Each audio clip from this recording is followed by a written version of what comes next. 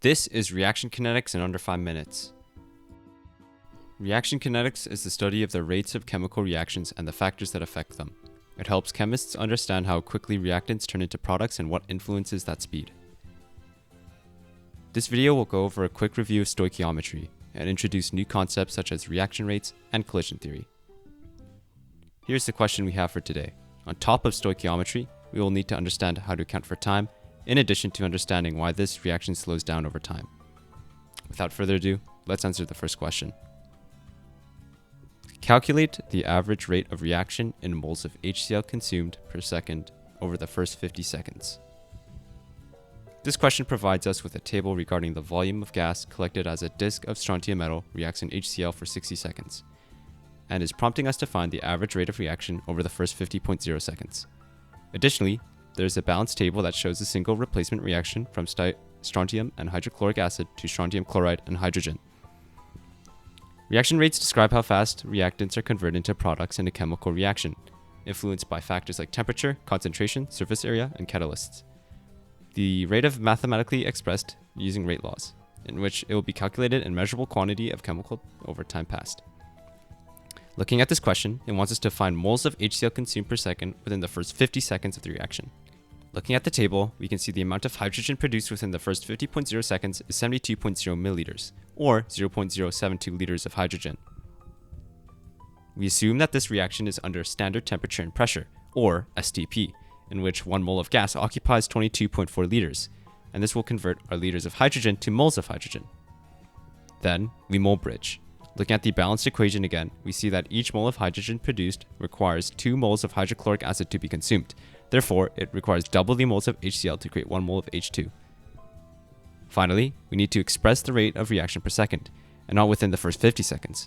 Up to this point, we have our value expressed as moles per 50 seconds, so we simply just need to divide our value by 50. And up to this point, we should now have the value 1.29 times 10 to the negative 4 moles of HCl per second consumed. If you're keeping track, our final value should have 3 significant figures, as the provided values are 50.0 seconds for time, 72.0 milliliters of hydrogen, and 22.4 liters of STP. Now let's do the next problem. Calculate the mass of strontium consumed in this 50.0 second period. What we can do is to pull a graph and start from the liters of hydrogen again, but we can save ourselves time from using our value from question A. This problem can be solved a lot quicker. First, this question is telling us to express the strontium consumed throughout the entire 50 seconds. Therefore, we will multiply our previous solution by 50.0 seconds. Now, we will mole bridge from hydrochloric acid to strontium. Referring back to the table, every 2 moles of HCl reacted requires 1 mole of strontium to be consumed.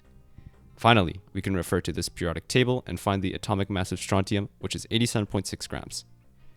Multiplying everything together will give 0.283 grams of strontium consumed throughout the 50.0 second period.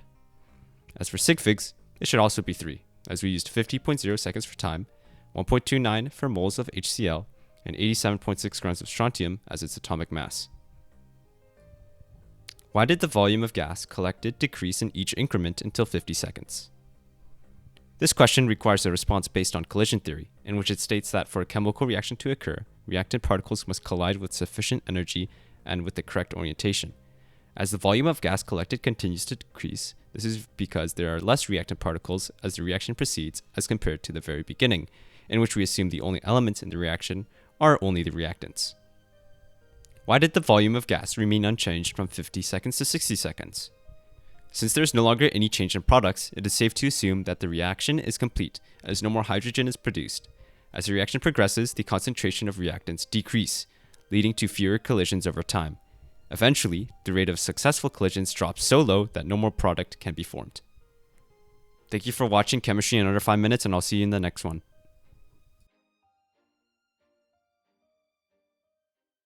Chapter 2 is all about learning about chemical equilibrium and what attributes and trends chemical reactions have.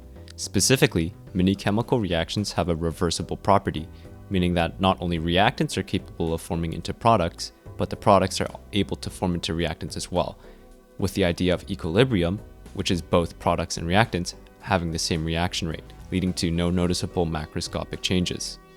This video will focus on solving a problem regarding equilibrium through the use of ice tables and Le Chatelier's principle, and discuss additional details like the equilibrium constant and the properties behind dynamic equilibrium. The first thing that you will need to understand about chemical equilibrium is what chemist Henri Le Chatelier observed in chemical reactions. An equilibrium system subjected to a stress will shift to alleviate that stress and restore equilibrium. You can think of a stress as an effect that changes forward reaction rate compared to reverse reaction rate, meaning that if you increase the forward reaction rate through adding more reactants, the system will speed up the forward reaction to remove the reactant you just added and restore equilibrium by creating more products. Kind of like a balance scale. If you were to add a quantity of a reactant while it is already in equilibrium, nature will restore the balance in both reactants and products through the means of increasing either forward reaction rate or reverse reaction rate.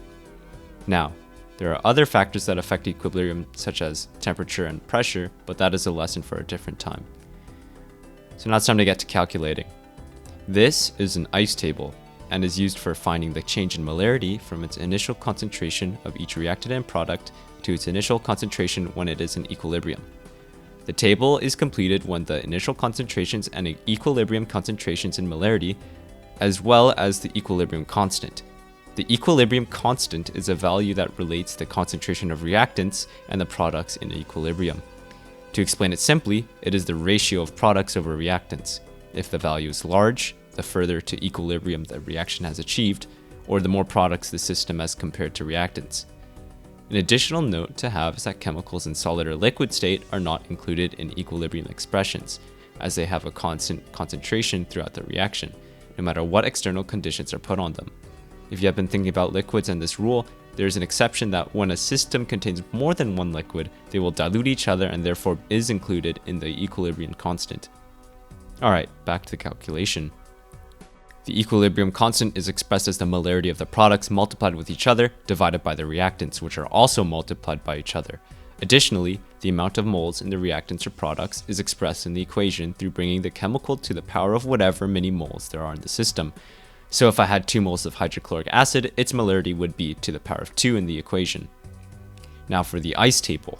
This table has 4 components to it: the initial equilibrium, initial concentration, change in concentration, and the equilibrium concentration. From reading this question, all values of initial equilibrium is provided to us: 3 moles per liter of H2, 3 for Cl2, and 7.5 for HCl. Additionally, we are told that 7 moles of HCl are removed from the flask. Remembering back to the rules of the ice table, each value is expressed in molarity, or moles per liter. This means that the student is removing 3.5 moles per liter from the system. As the system is 2 liters in volume, allowing us to set up our initial concentration of each reactant before the reaction shifts it to the right, removing hydrogen and chloride to produce more HCl, due to how we reduce the concentration of the products and the reaction needs to fill that difference. As for our change in concentration, we have no specific value that we know what it will change it by, but we do know that we will lose reactants and gain products. So we set the values as minus x for hydrogen, minus x for chloride, and plus 2x for HCl, since there are 2 moles of HCl in the reaction. We will solve for x using algebra. Finally, final equilibrium is essentially the difference of initial concentration and change in concentration, as a change in concentration is what brings the reaction back to equilibrium. Therefore, hydrogen and chloride will be 3 minus x, while HCl will be 4 plus 2x. Now it's time to solve for x. If you have given this question enough thought, we can find the value of x through the expression of the equilibrium constant, and we can get that equilibrium constant from the initial equilibrium constant provided in the first row. So we solve the equilibrium constant by dividing HCl squared by H2 multiplied by Cl2, as we have 2 moles of HCl as product, and a mole of hydrogen and chloride as reactants. Once we substitute the values from the initial concentrations, we calculate that the equilibrium constant is around 6.25. Now, if we create another calculation of the equilibrium constant using the final equilibrium values, we can now isolate the value of x, now that we have the equilibrium constant. We find it by first simplifying the values of reactants to 3 minus x squared, since they are like terms, then square rooting the entire equation, since 6.25 HCl and the reactants are all able to be square rooted neatly. Now, we can isolate x by multiplying the equation by the value of the reactants to remove the 2 variables being divided by each other, then bringing x to one side and everything else to the other. then dividing x by its coefficient to remove it from the equation, which finally leaves us with the x equals around 0.778. Remember that it is 3 sig figs based on the values given. Now that we have x, we can solve for the final equilibrium, which should be 2.22 moles per liter of hydrogen and chloride, and 5.56 moles per liter of HCl. Sig figs should be 3, as the values used to find x, as well as the values provided by the problem, are all 3 sig figs, and x and 2x, while they are one significant figure, are not part of any calculation. Thank you for listening, and you will hear from me again in the next chapter.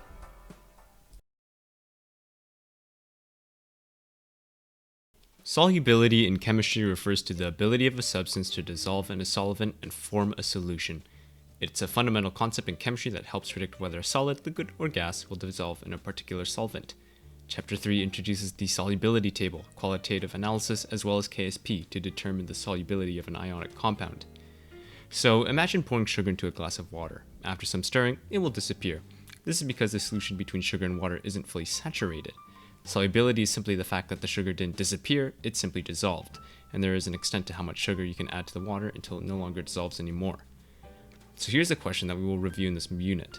Does a precipitate form when 2.5 milliliters of 0.055 milliliter of SrNO32 is added to 1.5 liters of 0.011 milliliters of zinc SO4? And justify your answer with calculations. A precipitate is a solid that forms and separates from solution when two soluble substances are mixed and react to form an insoluble compound. So, calling back to the water and sugar, imagine you put sand instead into the water. It will never dissolve into the water. Every combination of two ions has a unique amount that you can put together until it will no longer dissolve, and this can be expressed as KSP, otherwise known as the solubility product constant. We'll talk about it later. So remember that a high solubility reaction will dissolve the ions into the solution with no precipitation forming. So to first find out a precipitate will form, we will create a double replacement reaction with the two compounds. The reason why double replacement is happening in the solution is that the ions in the compounds are exchanging with each other once added together. They're not turning into one compound, but they just exist together in the solution. To determine if one of the compounds forms a precipitate, we can use the solubility table. The table has 3 parts, a list of ions, a column of anions, and whether or not the combination of the two are soluble, with a low solubility meaning a precipitate will form if oversaturated. We can look for strontium sulfate and zinc nitrate by pairing them together, with zinc nitrate being soluble and strontium sulfate potentially forming a precipitate. Now that we know that there is a potential precipitate, let me introduce you to KSP. The solubility product constant represents the maximum amount of ion concentrations in a saturated solution, while in equilibrium. To dumb it down, it essentially means how many ions can be put in a container before a precipitate forms. Since KSP is in equilibrium, the value of KSP is constant, and as long as it's under constant temperature conditions. For our question, the KSP of strontium sulfate is 3.4 times 10 to the power of negative 7. Note that this is KSP for a saturated solution at 25 degrees Celsius only. However, the question is not asking for the KSP, as the solution in this question is not in equilibrium. So we are going to have to figure out if the concentrations of the two solutions will have more or fewer ions compared to the KSP. This is known as the trial KSP, or TIP for short. If the TIP is greater than the KSP, a precipitate will form. Otherwise, there will be no precipitate. To calculate TIP, we will need to calculate the concentration of each solution as they are diluted. With that out of the way, we can find the KSP of strontium sulfate from an external source, which, once again, is 3.4 times 10 to the power of negative 7. We will compare the TIP with this value. Now to find TIP, we will need to dilute the two reactants used to make strontium sulfate, which was the sulfate in zinc sulfate and the strontium in strontium nitrate. First, compare the ratio of moles from zinc sulfate to sulfate, which is 1 to 1, which will give us a molarity of 0.011 milliliters of sulfate, and then the ratio of strontium nitrate to strontium, which is also 1 to 1, which will lead to 0.055 milliliters of strontium. Note that this is the molarity before dilution, so now we will have to dilute by turning the ions to moles, then multiplying them by the total liters in the solution. For sulfate, multiply 0.11 molarity by 1.5 liters, then divide by 1.5025 liters, which will give us a concentration of 0.011 molarity, essentially negliged by the sig figs. For strontium, rinse and repeat. Multiply 0.055 molarity by 0.0025 liters, then divide by 1.5025 liters, which will lead to a concentration of 9.2 times 10 to the negative 5. Finally, we can form TIP by multiplying the concentration of strontium and sulfate with no additional exponents needed, as they are in a 1-to-1 ratio, and this calculates to 1.1 O times 10 to the power of negative 6, which is greater than the KSP of 3.4 times 10 to the power of 7. And this means that a precipitate will form, which will answer the question. Although there is a ton of calculating, it is essentially a combination of previous units from equilibrium and concepts from Chemistry 11, so stay focused and questions like these should be no problem. Thank you for watching, and I'll see you in Chapter 4. Acid-base equilibrium is hands down the most intricate and detailed unit in Chemistry 12, as it discusses every detail about pH, 3 new constants, Ka, Kb, and Kw, and revives ice tables. Calculations aside, acid-base equilibrium discusses concepts such as bronze-telluric acids and bases, Arrhenius theory, strong and weak acid and bases, and acid-base ionization. So, we will review this question for the unit. Calculate the pH from mixing 75 milliliters of 0.5 molarity HNO3 with 125 milliliter of a solution containing 0.2 grams of NaOH. Before pH gets confusing, it is short for the potency or potential of hydrogen, which essentially means the strength of hydrogen in any given compound. The value of pH is expressed on a logarithmic scale, usually from 1 to 14. And a logarithm is essentially just the inverse of an exponent, meaning that as pH increases, the actual concentration of hydrogen decreases. At a mathematical level, pH is expressed as the negative logarithm of the concentration of H3O. The other part of the question is that a 200 milliliter solution is formed using HNO3 and NaOH. The goal is to use stoichiometry to convert the molarity of HNO3 and mass of NaOH into moles. Then we have to determine if the solution is going to ionize completely by checking in the list of relative strength, whether the two solutions are strong acids and bases or weak acids and bases. If the two solutions are both strong, we can assume that the reaction will be complete, without any of the reactants remaining. Otherwise, we would have to use an ice table to determine the pH. To begin this question, we have to look for the Ka for HNO3 and NaOH and determine the acid and base, and whether it's going to be strong or weak. We can see to the right of the compound that there is a Ka value. Ka stands for the acid dissociation constant and is simply known as a concentration of acid in a compound. The Ka of HNO3 is very high, translating to a low pH, meaning that it is a strong acid. NaOH, on the other hand, has a very low Ka, meaning that the compound is very basic, translating to a high pH and strong base. This means that the reaction between HNO3 and NaOH will ionize completely and there will only be products left over. Now, to calculate the pH, we will first need to convert the two compounds into their molarity after they have been diluted with each other. First, we will start with the acid, or HNO3. We will multiply the molarity of the solution, which is 0.5, by its volume, 0.075 liters, to get the molarity of the acid. Then we must divide its molarity with the total volume of the solution to obtain the concentration of acid in the solution, which is 75 plus 125 milliliters, or 0.2 liters. This will give us an acid concentration of 0.1875 molarity of H3O.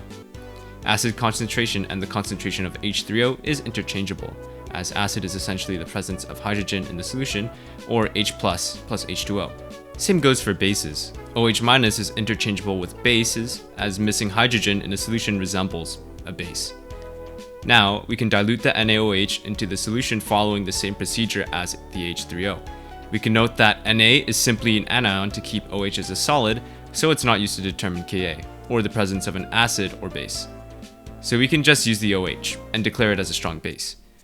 The procedure of turning NaOH into the concentration of OH in the solution is a little different, as the solution is measured in grams.